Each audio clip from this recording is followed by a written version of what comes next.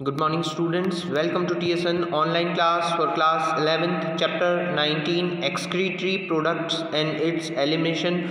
This is the part second of this chapter. In previous videos we discuss about the definition of excretion, okay, the human excretory system, the structure of nephron. We discuss about the Bowman capsule, glomerulus, PCT, proximal convoluted tubule, loop of Henle, DCT, distal convoluted tubule, and the collecting duct.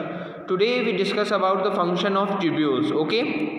PCT, proximal convoluted tubules, all the important nutrients 70 to 80% electrolytes and water are reabsorbed, okay students. तो PCT जो है इसमें आपको पता है brush border epithelium जो होती है वो प्रेजेंट होती है, और ये ब्रश बॉर्डर एपिथेलियम क्या वर्क करती है, न्यूट्रिएंट्स जो इंपॉर्टेंट न्यूट्रिएंट्स जो ग्लोमेरुलस फिल्ट्रेशन से सेपरेट हो गए थे उन्हें रीएब्जॉर्प्शन का वर्क करती है, इलेक्ट्रोलाइट्स के रीएब्जॉर्प्शन का वर्क करती है, वाटर के रीएब्जॉर्प्शन का वर्क करती है, okay.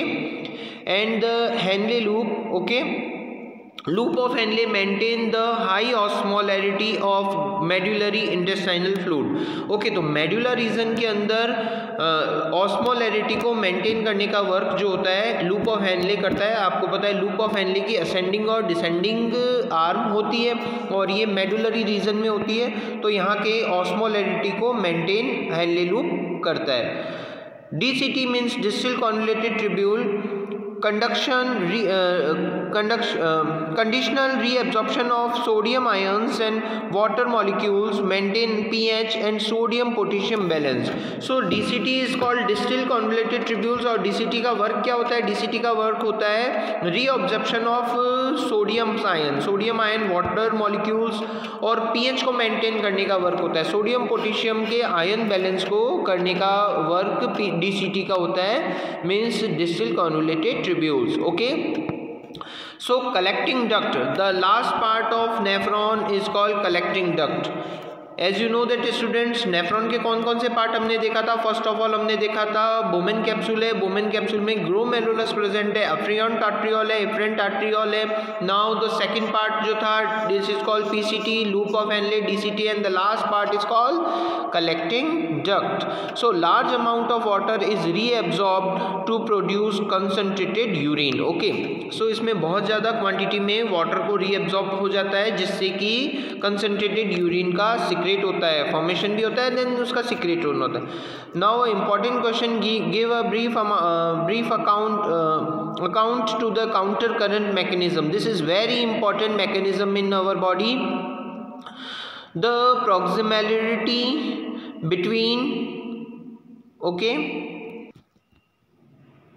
the proximity between the Henle loop and the vasa recta as well as the counter current in them help to maintain an increasing osmolarity towards the inner medullary intestinum.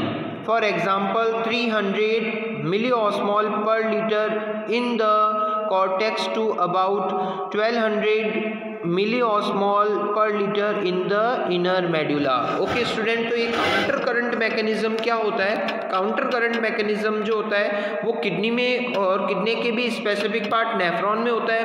आपको पता है nephron के जो Henley के loop होते हैं, loop of Henle are present on the medullary region, okay. And Bowman capsule, PCT और DCT ये कहाँ होते हैं, ये होते हैं कॉर्टेक्स रीजन में, राइट. सो कॉर्टेक्स रीजन का ऑस्मोलैरिटी कितनी होती है, 300 ml ऑस्मोल पर लीटर होती है, मिली ऑस्मोल. और मेडुला रीजन की जो होती है वो होती है 1200 मिली ऑस्मोल पर लीटर. सो ऑस्मोलैरिटी में डिफरेंस होता है, और यहाँ पे जो है यहाँ पे NaCl और यूरिया मॉलिक्यूल्स से क्या होता है, ये दोनों मेडुलरी रीजन में आ जाते हैं, जिससे क्या होता है स्टूडेंट्स, जिससे वाटर मॉलिक्यूल्स जो है वो हेनले के लूप से बाहर की ओर निकल जाते हैं, राइट. और यहाँ से वाटर मॉलिक्यूल्स का रीएब्जॉर्प्शन हो जाता है, जो ब्लड कैपिलरीज हेनले के लूप से पास से जाती है वो उनको रीएब्जॉर्ब कर लेती है, क्योंकि उसकी डायरेक्शन हेनले के लूप की डायरेक्शन से अपोजिट होती है. This is called counter current mechanism, right, okay. This gradient is mainly caused by NaCl and urea. NaCl is transported by ascending limb of Henle loop, which is exchanged with the descending limb of vasa recta. NaCl is returned to the interstitium by the ascending portion of vasa recta. Similarly, the small amount of urea entered the thin segment of ascending tubule. The above described transport of substance facilitated by a special arrangement of loop of Henle vasa recta is called counter current mechanism. So student अभी हमने देखा counter current mechanism में क्या क्या हमने देखा। जो है loop of Henle medullary region में है, वहाँ की osmolarity 1200 milli osmole per litre तक है, राइट। उसका रीज़न क्या है कि NaCl और यूरिया वहाँ पर सेपरेट वहाँ पर आ जाते हैं, राइट। सो यहाँ पे वासा रेक्टा की जो है आर्म रहती है, उसकी डायरेक्शन जो रहती है वो लूप ऑफ हेनले से अपोजिट रहती है, उसका जो फ्लो रहता है वो लूप ऑफ हेनले के फ्लो से अपोजिट रहता है। सो इन ऑस्मोलैरिटी को मेंटेन करने के लिए वाटर मॉलिक्यूल्स आउट होते हैं और इन वाटर मॉलिक्यूल्स का रीअब्जॉर्प्शन होता है with the help of Vasa रेक्टा। This is called counter current mechanism. Now a very important question is explain micturition. Okay, explain micturition. The signal is initiated by the stretching of the urinary bladder as it's get filled with urine. In response to stretch, receptor on the wall of the bladder send signal to CNS. Okay, so micturition क्या है कि urine जब पूरी तरह fill up हो जाता है urinary bladder में तो सिग्नल्स जो है वो सीएनएस तक जाते हैं और सीएनएस से वापस जो मोटर मैसेजेस हैं वो आते हैं स्मूथ मसल्स की तरफ और यहाँ पे रिलैक्सेशन वर्क होता है, स्प्रिंक्टर्स ओपन होते हैं और ये जो है यूरिन का रिलीज होता है। So the CNS passes on a motor messages to initiate the contraction of a smooth muscle of the bladder and simultaneous relaxation of the urethral sphincter causing the release of urine. So most important line is called release of urine is called micturition.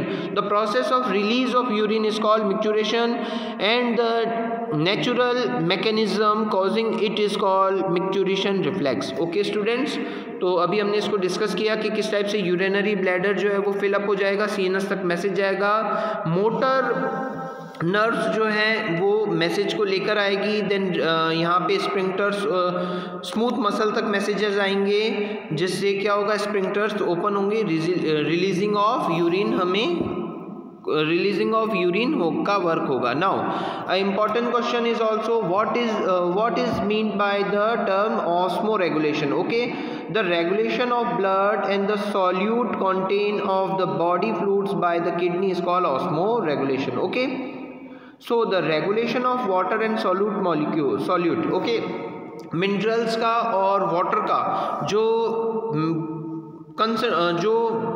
concentration है या हम कह सकते हैं बेटा, yes, the regulation of water and solute contains the blood fluids by the kidney is called osmoregulation. Minerals का, water का, इन molecules का कंसंट्रेशन जो है इनको मेंटेन रखने की जो प्रोसेस है, बॉडी फ्लूइड के अकॉर्डिंग रखने की जो प्रोसेस है, that is called osmoregulation, which is very important process is done by kidney. Okay, now we discuss about disorders of excretory system. So excretory system के कौन कौन से डिसऑर्डर हैं? Now, malfunctioning of kidney can lead to accumulation of urea in blood, a condition called uremia, right? Okay, which is high harmful and may lead to kidney failure. In such patient, urea can be removed by the process called hemodialysis. कई बार क्या होता है students, kidney proper work नहीं कर पाती तो ये uraemia की डिजीज़ हो जाती है और ब्लड के अंदर यूरिया की कंसंट्रेशन हो जाती है और इसे सेपरेट किया जाता है हीमोडायलिसिस प्रोसेस से। Kidney transplantation is transplantation is ultimate method in the correction of acute renal failure, renal kidney A functioning kidney is used to transplantation from a donor, preferably a close relative to by a immune system of host. Minimize the chance to rejection by the immune system of host. Okay, so इस kidney failure का क्या result हो सकता है, उससे किस type से हम ट्रीटमेंट करेंगे। किडनी फेलियर में क्या होता है स्टूडेंट्स, अब जो है किडनी का ट्रांसप्लांट ही करना, दूसरी किडनी का ट्रांसप्लांट ही करना लास्ट स्टेप होती है। इसमें किसी रिलेटिव की किडनी को यूज़ किया जाता है जिससे इम्यून सिस्टम एक्सेप्ट कर ले, राइट। कई मैनी टाइम्स ये होता है बेटा कि जो है एक्सटर्नल किडनी को जो बॉडी है वो एक्सेप्ट नहीं करती है। Now a term is called uraemia. There is a high concentration of non protein nitrogenous urea, uric acid, creatine. Urea can be removed by hemodialysis. Okay, renal failure, kidney failure, also known as kidney failure, where glomerular filtration is decreased and both the kidneys stop working. Kidney transplant is the ultimate method of correction of acute kidney failure. कई बार क्या होता है बेटा, kidney जो है वो proper work नहीं कर पाती। ग्लोमेरुलर फिल्ट्रेशन का जो वर्क है, किडनी का क्या वर्क है, नेफ्रॉन जो है with the help of nephron filtration का वर्क है, तो फिल्ट्रेशन का वर्क प्रॉपर नहीं कर पाती। सो ग्लोमेरुलर फिल्ट्रेशन प्रॉपर नहीं हो पाता तो किडनी फेलियर हो जाती है। इसमें भी किडनी ट्रांसप्लांटेशन होता है। रीनल कैल्कुली, फॉर्मेशन ऑफ स्टोन और insoluble mass of crystallised salt form with in the kidney. So kidney के अंदर कई बार क्या हो जाता है, इस टाइप के स्टोन और इनसॉल्युबल मास का एक्युमुलेशन हो जाता है, क्रिस्टलाइज फॉर्म में वो स्टोर हो जाते हैं। ओके, इन किडनी तो ये रीनल कैल्कुली डिजीज हो जाती है। Define glomerular filtration rate, very important, define the GFR rate. Okay, glomerular filtration rate GFR is the amount of filtrate formed by both the kidney nephron every minute. Okay, her minute kidney से nephron से कितना filtration हो रहा है। The GFR of a healthy person approximately 125 ml per minute. पर minute बेटा इतना filtration का वर्क हमारे जो बॉडी में किडनी जो है, किडनी में नेफ्रॉन है वो वर्क करते हैं।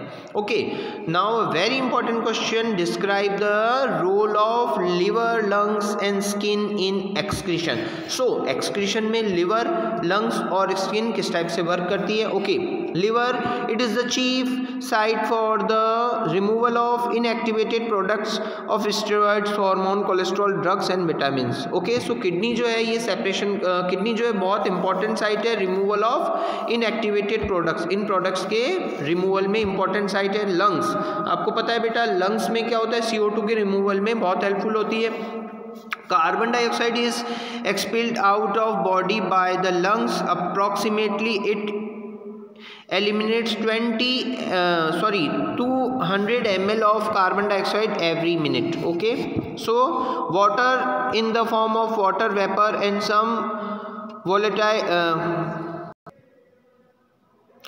volatile material is also eliminated. Now skin, so it is chiefly responsible for thermoregulation, cooling of body. Sweat is excreted by the skin. By the skin it contains nitrogenous waste. Sweat excreted only when necessary, such as to cool the body, consist of urea, NaCl and lactic acid. So कई बार बेटा आपको पता है जो sweat आता है, जो पसीना आता है, राइट। सो ये भी क्या करता है, एक्सेस में यूरिया, NaCl और लैक्टिक एसिड के रिमूवल में हेल्पफुल होता है।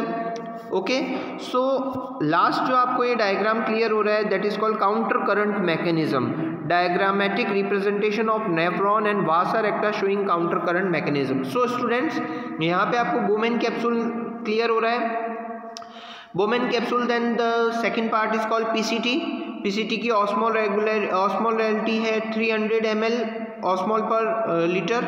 इसी टाइप से आपको loop of Henle, then DCT and then the collecting duct. So medullary region में जो हैंडले लूप है वहाँ की osmolarity 1200 milli osmole per litre है। इसी टाइप से ये जो वासा रेक्टा है इसकी भी क्या है, ऑस्मोलैरिटी इसकी सेम है। सो यहाँ पे जितने भी यहाँ पे NaCl जो है वो मेडुलरी रीजन में आ जाएंगे, जिससे उनकी ऑस्मोलैरिटी इंक्रीज हो जाएगी और इसको मेंटेन करने के लिए ऑस्मो रेगुलेशन की प्रोसेस होगी, जिसलिए वाटर मॉलिक्यूल्स सेपरेट होंगे और वाटर मॉलिक्यूल्स जो है वो इस तरह वाटर मॉलिक्यूल का एब्जॉर्प्शन हो जाएगा, कंसंट्रेटेड यूरिन का फॉर्मेशन हो जाएगा। Okay student, this is the complete part of this chapter. Okay.